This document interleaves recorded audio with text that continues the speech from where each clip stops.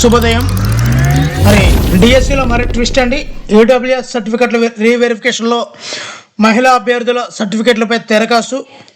20 మందికి పెళ్ళైనా కూడా తండ్రి పేరుతోనే పత్రాలు అయితే ఉన్నాయండి. మరి భర్త పేరు మీద కావాలంటూ విద్యాశాఖ అయితే ఆదేశాలు జారీ చేసింది. మరి డిఎస్సి నియామకాల ప్రక్రియలో మరో వ్యవహారం చర్చనీయాంశంగా మారింది.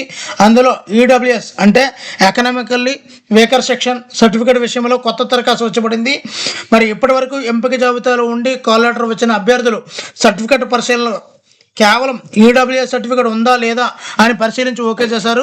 కొందరు ఆస్తులు భూములు ఉన్న నిబంధనలకు విరుద్ధంగా రెవెన్యూ అధికారులతో ఈడబ్ల్యూఎస్ సర్టిఫికేట్లు తెచ్చుకున్నారని ఆధారాలతో మిగిలిన అభ్యర్థులు అయితే ఫిర్యాదు చేశారు. మరి కలెక్టర్కు ఫిర్యాదు చేయడంతో ఆయన సీరియస్గా తీసుకుని వాటిని రీవెరిఫికేషన్ చేయించాలని ఆదేశించారు.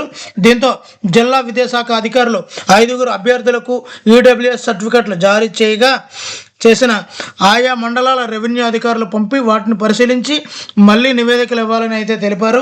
ఈ నేపథ్యంలో మొత్తం ఈడబ్ల్యూఎస్ సర్టిఫికెట్లపై రీవెరిఫికేషన్ చేయాలని రాష్ట్ర విద్యాశాఖ అధికారులు ఆదేశించారు. అంటే మరలా ఈడబ్ల్యూఎస్ మొత్తం అంశం అన్నది మొదటికి వచ్చిందండి. మొత్తం రాష్ట్ర వ్యాప్తంగా మొత్తం అందరికీ కూడా చేస్తారనమాట. ఈ మేరకు జిల్లా విద్యాశాఖ అధికారులు బుధవారం సెలెక్ట్ జాబితాలో ఉన్న వారి సర్టిఫికెట్ పేర్లను పరిశీలించి సంబంధిత అభ్యర్థులకు సమాచారం అయితే చేరవేశారండి. మరి తండ్రి పేరుతోనే ఈడబ్ల్యూఎస్ సర్టిఫికెట్లు.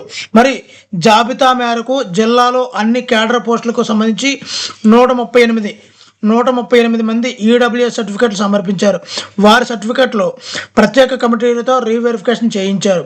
ఇందులో సుమారు 20 మంది మహిళా అభ్యర్థులు ఈడబ్ల్యూఎస్ సర్టిఫికెట్పై తకరారు ఏర్పడింది. వీరందరూ ఈ జిల్లా వాసులే, ఇక్కడే చదువుకున్నారు. చదువు ఆధారంగా లోకల్ మీద డిఎస్సి రాశారు. ఎంపిక జాబితాలో ఈడబ్ల్యూఎస్ కింద ఉన్నారు. రీవెరిఫికేషన్లో వీరందరికీ పెళ్ళయిందని గుర్తించారు.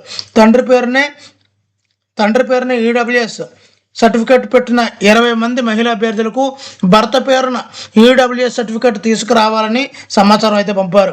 అక్కడ భర్త కుటుంబం ఉన్నతంగా ఉంటే ఇక్కడ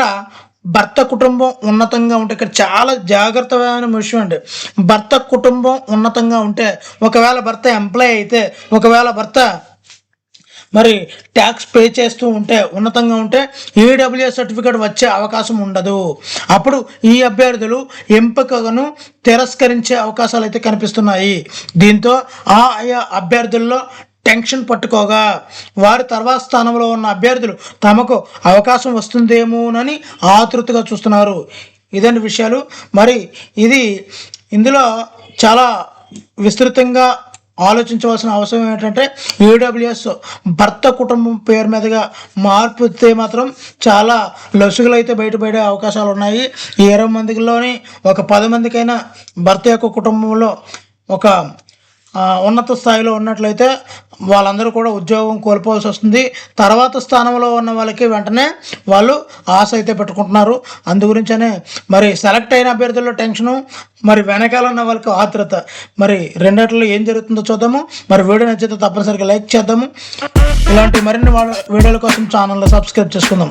థ్యాంక్ యూ ఫర్ వాచింగ్.